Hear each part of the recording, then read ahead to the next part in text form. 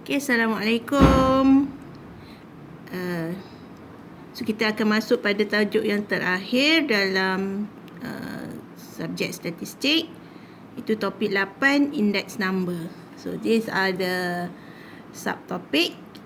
Ada introduction to index number, unweighted index number, weighted index number, chain base dan juga changing base. Okay, so first of all, apa itu index number? So what is index number? So index number is a statistical tool used to measure changes in average price, quantity value, air condition and economic health of a country for a set period of time. Okay, index numbers are widely used around the world to describe the economic situation of a country. Okay, this includes stock market performance, inflation, import and export growth, industrial and agricultural productivity, and many others. 3 types of index numbers are most commonly used are price index, quantity index, and quality index. Since index number plays such an important role in measuring changes, it must be properly constructed. So, secara umumnya index number ni adalah satu nombor yang kita gunakan untuk kita membuat perbandingan. Okey, biasa index number ni banyak kita tengok kalau awak rajin tengok dalam TV bila bahagian yang kalau berita tu kan berita ekonomi, betul tak? Ataupun berita pasaran saham. So itu semua adalah yang turun naik tu adalah merujuk kepada index number. So sebenarnya index number senang saja. Sebenarnya pengiraan index number tu adalah berdasarkan percentage. Okay. Right. So how to construct of index numbers? Okay, there are 3 factors considered in constructing index numbers. There are the number of items to be included, the base year, and the weights to be used. Okay, number of items. Okay, an index number may include a group of items or only one item. Okay, dia melibatkan mungkin satu item saja ataupun boleh juga sekumpulan item. Okay, base year. The base year that is used to compare its value with the values of the other years. So, index number for the base years is always 100. Okay, ingat tahun asas dia punya index number dia sentiasa 100. Kan saya kata tadi, index number ni antara kegunaan dia adalah untuk kita buat perbandingan. So, perbandingan antara dua benda. Jadi, dia akan ada base year.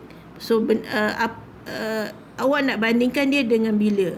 So, yang bila tu, perbandingan kita tu dibuat terhadap apa merujuk kepada base year. Kemudian kita ada weight. A weight is a value that shows the importance of an item in the index number. Weight ni menunjuk kepada kepentingan satu nilai tu dalam kita membina index number. Okay, so ini the symbol and terms in index number. Okay, kalau kita ada price index, okay, the percentage change in prices of an item or group of items in a given period with respect to the price of the same item or items in the base year. Okay, price index ni adalah kita kira indeks harga. Okay, satu current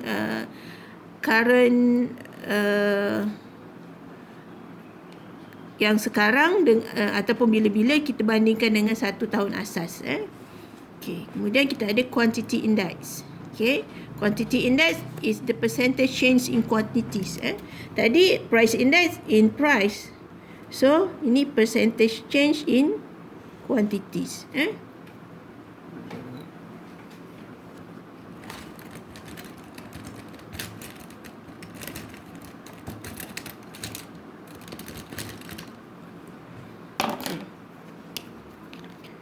So, Price index ni adalah percentage change in price. Okay, yang kita bandingkan pada tahun asas. Kemudian quantity index, okay, adalah percentage change in quantities in a given period, okay, compared to the base year. So ni adalah simbol dia lah. P0, PN. P0 is the prices in the base period. PN is the prices in the current period. Okay. And then untuk quantity index, kita ada QN. Okay. So QN and Q0 and QN. Q0 is the quantity in the base period and QN is the quantity in the current period. Okay. Alright. So index number, jenis index number pertama yang kita nak kira ataupun construct adalah unweighted index number. Okay. So unweighted index number. So inilah. A simple relative is the ratio of the price or quantity of a single commodity in a given period to its quantity in the base period. So the formula for the simple relative for price and quantity index number is given by price relative index number is equal to Pn over P0 times 100.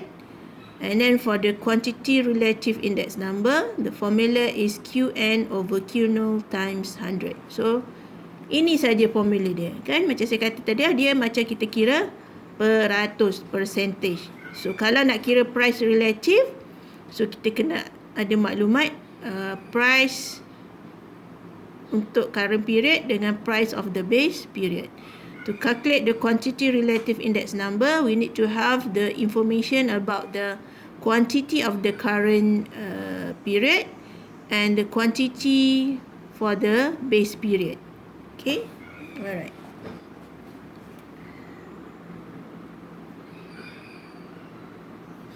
Okay, look at this example. So prices of nasi kerabu in 2018 and 2019 were RM4.50 and RM5 respectively. Taking year 2018 as the base period, find the price relative index for 2019. So now kita nak cari price relative index for 2019. Okay, kita nak cari yang ni. Okay, the price relative index for 2019. So kita ada so formula dia tadi kan. So kita kena identify dulu P0. P0 means the base period, the price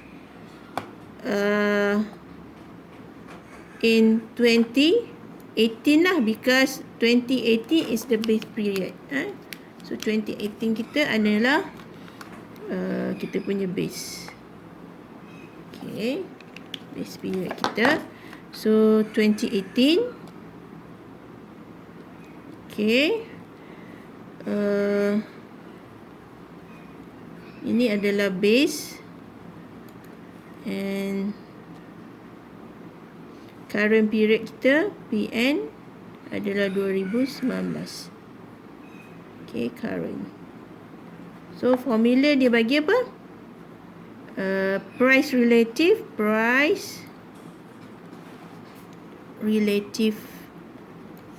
index is equal to Pn over P0 times 100. So Pn, so berapakah nilai Pn? RM5. So RM5 over P0. P0 is 2018. So the price in 2018 is RM4.50. So multiply by 100. Okay. So kira dia. So gonna get 111.11. Okay.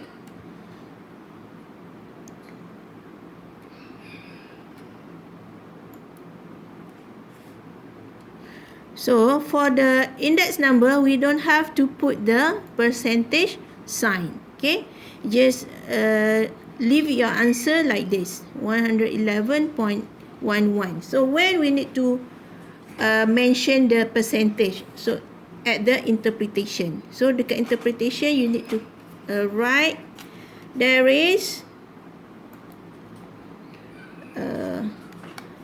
11.11% increase